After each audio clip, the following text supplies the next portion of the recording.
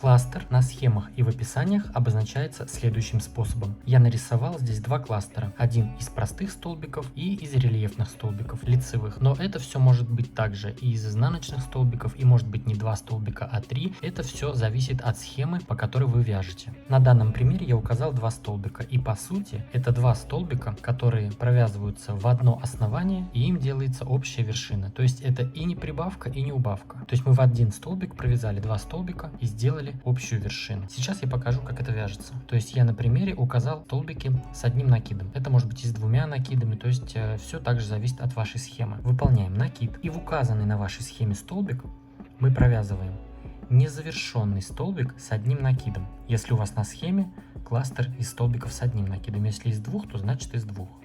Но провязываем незавершенный столбик, то есть мы провязали накид и петлю.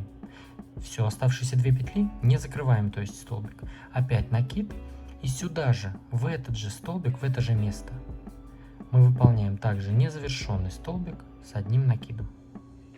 У нас 3 петли на крючке, и теперь их все вместе провязываем. То есть вот так выглядит кластер. Это указанное количество на вашей схеме столбиков, провязанные в одно основание с общей вершиной.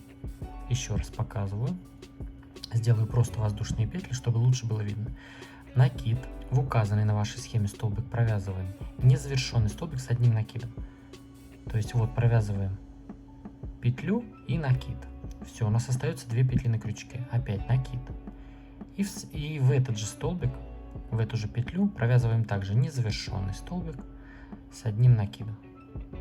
И теперь все эти 3 петли вместе провязываем. То есть вот кластер. Вяжется просто и быстро. И точно так же выполняется рельефный кластер. Раз, два, три. Просто так сделаю 3 воздушные петли. Вот, допустим, кластер из 2 столбиков рельефных лицевых.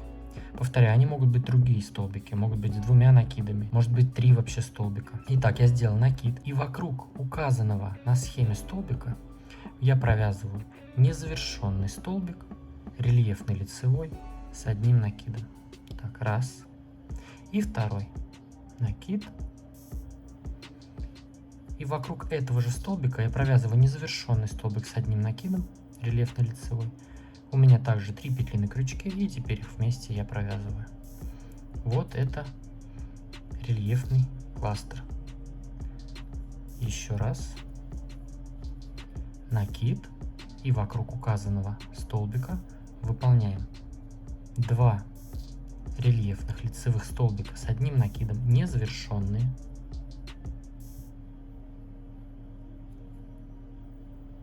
Три петли на крючке, и их все вместе за один прием провязываем. Все. То есть вот по сути кластер. Это и не убавка, и не прибавка, это вот просто такая комбинация из указанного количества столбиков, которые провязываются в одно основание, и им делается общая вершина.